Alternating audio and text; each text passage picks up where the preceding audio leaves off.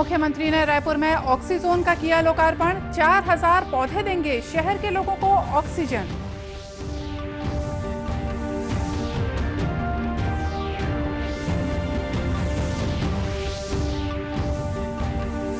बस्तर जिले के दरभा में 10 प्रवासी मजदूर पाए गए कोरोना संक्रमित।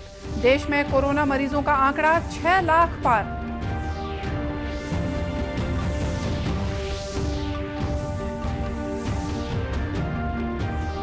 मनरेगा के तहत मौजूदा वित्तीय वर्ष में 100 दिन का रोजगार उपलब्ध कराने में छत्तीसगढ़ प्रथम स्थान पर।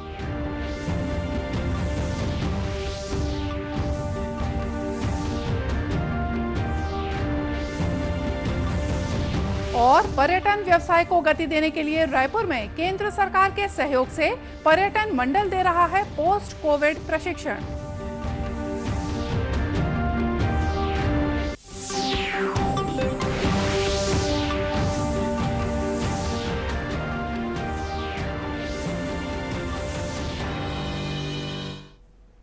नमस्कार, आप देख रहे हैं दूरदर्शन समाचार। मैं हूं मोनिका शर्मा और आइए अब देखते हैं समाचार विस्तार से। मुख्यमंत्री भूपेश बघेल ने रायपुर शहर के हृदय स्थल में 19 एकड़ में बनाए गए ऑक्सीजोन का आज शुभारंभ किया। मुख्यमंत्री ने ऑक्सीजोन में वृक्षारोपण भी किया। इस मौके पर नगरीय विकास मंत्री शिव डहरिया, वन मंत्री मोहम्मद अकबर, सांसद छाया वर्मा और महापौर एजाज ढेबर भी मौजूद थे।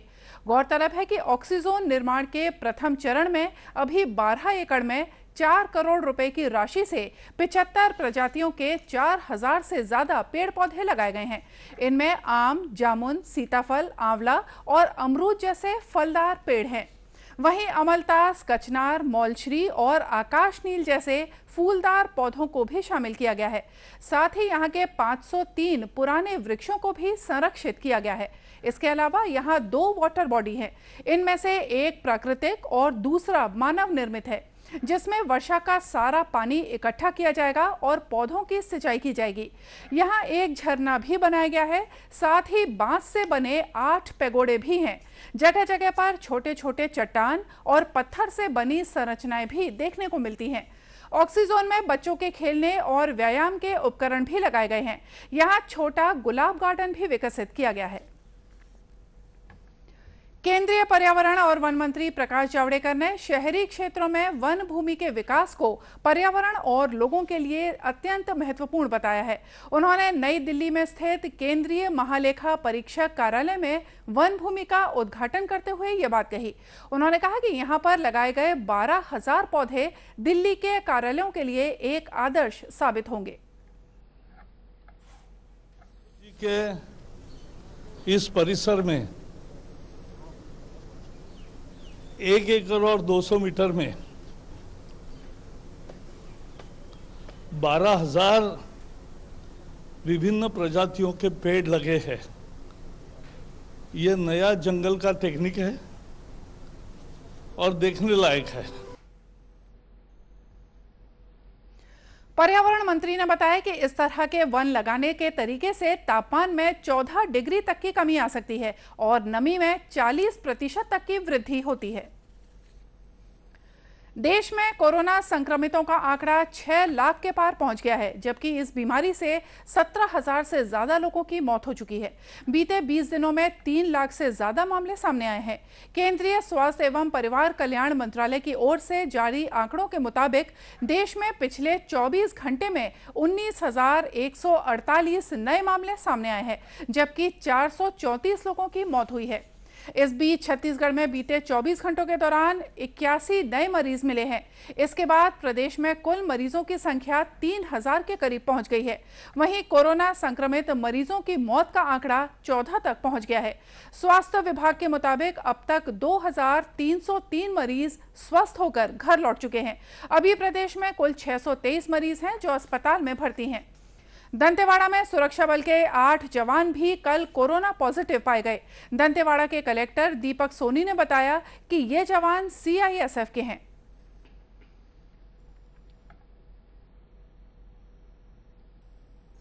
के जो जवान हैं जो बाहर से छुट्टी में वापस आए हैं, उसमें 159 हमारे जवान हैं जो वापस आ चुके हैं, जिसमें से 151 का RT-PCR टेस्ट करा लिया गया है और जो ये 151 का जब RT-PCR टेस्ट कराया गया तो इसमें हमारे जो है कुछ कोरोना पॉजिटिव हमको उसमें मिले हैं, और जिसमें कि पहले जो हमारे 3 कोरोना पॉजिटिव पहले मिले थे, और आज जो हमें 8 और पॉजिटिव जो है CISF से मिले हैं। उधर बस्तर जिले के दरभा विकास खंड के क्वारंटाइन सेंटर के 10 प्रवासी मजदूर भी कोरोना पॉजिटिव पाए गए हैं। धमतरी शहर के बांसपारा गांव में कोरोना पॉजिटिव मिलने के बाद इस क्षेत्र को कंटेनमेंट जोन घोषित किया गया है। ताजा आंकड़ों के मुताबिक रायपुर में कोरोना वायरस का संक्रमण तेजी से फैलता जा रहा है। आज शाम तक 13 नए मरीजों की पहचान की गई है। वहीं PHQ के कर्मचारियों में कोरोना के संक्रमण मिलने के बाद कार्यालय को पूरी तरह से सैनिटाइज किया गया है। PHQ के 130 से ज्यादा कर्मचारियों का RT-PCR टेस्ट किया जा चुका है। राज्यसभा सांसद सरोज पांडे ने आज भिलाई के रसाली में 1.5 करोड़ रुपए की लागत से बनने वाले उद्यान का भूमि पूजन किया। सरोज पांडे ने भिलाई को संवारने के लिए अपने स्तर पर पहल की है। इसी पहल के तहत उन्होंने रसाली में उद्यान बनवाने का निर्णय लिया है, जिसकी आज शुरुआत की गई। कार्यक्रम में सुश्री पांडे ने कहा कि प्रधानमंत्री कोरोना महामारी के संक्रमण के दौरान जनहित में अनेक निर्णय ले रहे हैं और प्रयास कर रहे हैं। इन्हीं में से एक है प्रधानमंत्री ग्रामीण कल्याण अन्न योजना। सुश्री पांडे ने कहा कि इससे निश्चित तौर पर आर्थिक तंगी से जूझ रहे परिवारों को फायदा मिलेगा। बाद में जो आत्मनिर्भर भारत की एक योजना के तहत भारत को खड़ा करने की कोशिश की, और इसके साथ ही साथ वो गरीब जनता जो कहीं न कहीं परेशानियां केवल 2 वक्त के भोजन के लिए भी जूझती है, उनके लिए भी प्रधानमंत्री जी ने संवेदनशीलता से सोचा। प्रधानमंत्री जी को बहुत साधुवाद है, उसका बेहद लाभ होगा। लोग इस वैश्विक महामारी के समय लोगों के रोजगार गए हैं, वो अपने कामों पे नहीं जा पा रहे हैं, लोग उनको रोजगार का वेतन नहीं दे रहे हैं, उनको परिवार चलाना परेशानी है। तो ऐसे समय पर भोजन बेहद आवश्यक है, मूलभूत सुविधाओं में है ये। गौरतलब है कि प्रधानमंत्री ग्रामीण कल्याण अन्न योजना के दूसरे चरण में आगामी 5 महीने तक देश के 80 करोड़ लोगों को 5 किलो गेहूं या चावल और प्रत्येक लाभार्थी परिवार को 1 किलो चना मुफ्त में दिया जाएगा। महात्मा गांधी राष्ट्रीय ग्रामीण रोजगार गारंटी योजना मनरेगा में राज्य का उत्कृष्ट प्रदर्शन लगातार जारी है। चालू वित्तीय वर्ष में मनरेगा के तहत रोजगार उपलब्ध कराने में छत्तीसगढ़ प्रथम स्थान पर है। वहीं पहले 3 महीनों में ही साल भर के लक्ष्य का 66% काम पूरा कर लिया गया है, जिससे यह प्रदेश में दूसरे स्थान पर काम पूरा करने वाला राज्य बन गया है।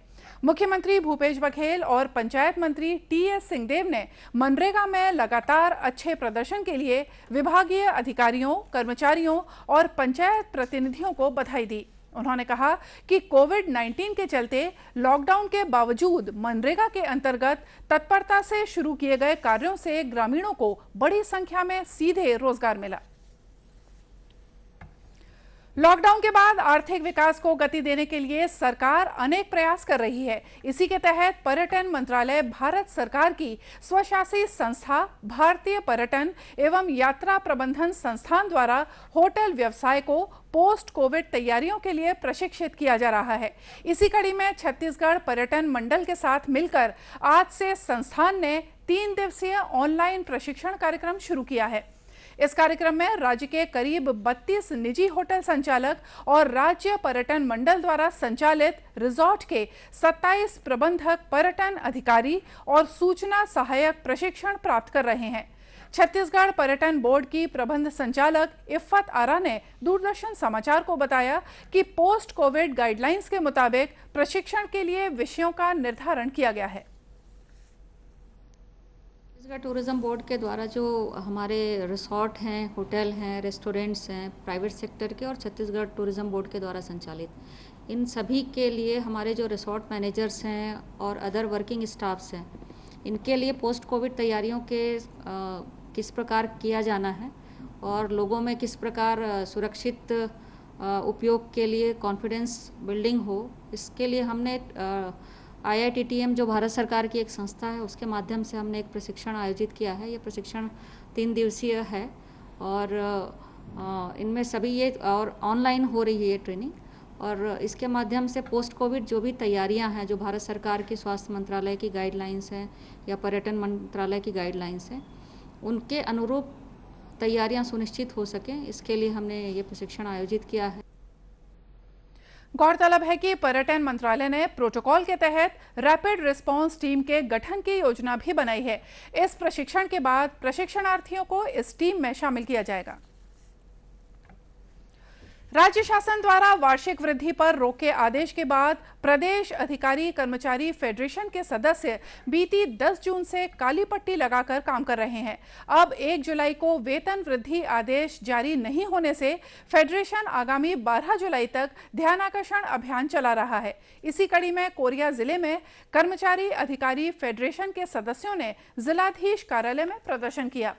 फेडरेशन के सदस्य आरडी दीवान ने कहा कि वैश्विक महामारी के दौर में सेवा दे रहे कर्मचारियों और अधिकारियों का वेतन वृद्धि जल्द ही बहाल किया जाना चाहिए। जो प्रतिवर्ष वार्षिक वेतन वृद्धि मिलता है कर्मचारी अधिकारियों को, उस पर रोक लगा दी गई है, जिसके विरोध में हम लोग पूरे फेडरेशन के माध्यम से 10 जून से काली पट्टी लगा के ध्यानाकर्षण आंदोलन कर रहे थे। क्योंकि आज 1 जुलाई है और इंक्रीमेंट लगाने का आदेश जारी नहीं हुआ है, इसलिए आज हम लोगों ने ध्यानाकर्षण ज्ञापन सौंपा है। डिप्टी कलेक्टर श्याम सुंदर दुबे ने फेडरेशन में मुख्यमंत्री के नाम ज्ञापन सौंपकर ध्यानाकर्षण करवाया है। कर्मचारी अधिकारी फेडरेशन संघ के द्वारा जो है आज जो है अपने 3 मुद्दों पर ज्ञापन माननीय मुख्यमंत्री छत्तीसगढ़ शासन के नाम से जो दिया हुआ है, इसमें पहला जो है कर्मचारियों को जुलाई से जो मिलने वाली महंगाई भत्ते की किस्त है उसको जो है देने के लिए है। दूसरी मांग जो है सभी स्वास्थ्य कर्मियों को जो है जो कोरोना वॉरियर्स हैं उनको 50 लाख रुपए का बीमा करने के लिए है। तो इस प्रकार से मांगे हैं, जो प्राप्त हुआ है उसको जल्द ही जो है शासन को अवगत करें। कर्मचारियों का कहना है कि उन्हें 7वें वेतनमान के एरियर्स अभी तक नहीं मिले हैं। केंद्र सरकार की एडीआईपी योजना के तहत दिव्यांगों को वितरित किए जा रहे सहायक उपकरण न सिर्फ उन्हें संबल दे रहे हैं बल्कि आत्मनिर्भर भी बना रहे हैं। प्रदेश के महासमुंद जिले में भी इस योजना से दिव्यांगों को काफी लाभ मिल रहा है। जिले के अछोला गांव में 75 दिव्यांग हैं। इन्हीं में से एक हैं संतराम ध्रुव। संतराम बिजली उपकरण मरम्मत का काम करते हैं। इनके पास एक ट्राईसाइकिल थी जिससे इन्हें सुविधा तो थी लेकिन व्यवसाय के दृष्टिकोण से उपयुक्त नहीं थी। संतराम ने योजना के तहत मोटराइज्ड ट्राईसाइकिल प्राप्त की जिससे वे अपना काम आसानी से कर पा रहे हैं। इन्हीं की तरह छगनलाल और खुनूराम भी योजना के हितग्राही हैं और अब आत्मनिर्भर बन चुके हैं। घर से निकलना तकलीफ और मित्र उत्र के साथ मिले में तकलीफ और जिस इलेक्ट्रॉनिक का काम करता हूँ तो सामान ले जाने में तकलीफ। हाँ, अभी मिला तो किसी के सहयोग नहीं मांगता, अपन चले जाते हैं। ये केंद्र सरकार की योजना की तरफ से मिली है और इससे हमें कोई परेशानी नहीं होती है। पहले जो परेशानी होती थी वो पहले क्या क्या परेशानी होती? परेशानी बहुत होता था, नहाने लिए जाने में, बाजार जाने में परेशानी होता था सब। और अब ठीक है सर, हम अपने ऊपर निर्भर है। एडीआईपी की योजना के अंतर्गत मिला है सर। मिला है जी। जब आपको ये नहीं मिला तो क्या तकलीफ हो रही थी आपको? बहुत सारी तकलीफ हो रही थी सर, जैसे कि हम दिनचर्या काम है वो नहीं कर पाते थे, आने जाने में तकलीफ होता था। जब ये आपको मिला बहुत राहत मिला सर, हम आ जा सकते हैं, तालाब जा सकते हैं, कहीं भी जा सकते हैं। समाज कल्याण विभाग के उप संचालक धर्मेंद्र साहू ने बताया कि योजना के तहत 40% तक दिव्यांग लोगों को सहायक उपकरण वितरित किए जाते हैं। 25 और 26 जुलाई को इसमें कैंप आयोजित किए थे। 2 दिन की कैंप थी। इसमें केवल 193 लोग ही चयनित हुए हैं और उनको डिस्ट्रीब्यूशन जो है नवंबर माह में कर दिया गया है। पूरे उनको वॉकर है, व्हील चेयर है, मोटराइज्ड ट्राईसाइकिल है, साइकिल है, प्रोस्थेसिस है जिसको हम नकली हाथ पैर बोलते हैं वो भी बना के दिया गया है। इसके अलावा क्रचेस है इत्यादि उपकरण जो है प्रदान किए गए। इसमें सबसे बड़ा रिक्वायरमेंट होता है डिसेबिलिटी सर्टिफिकेट का।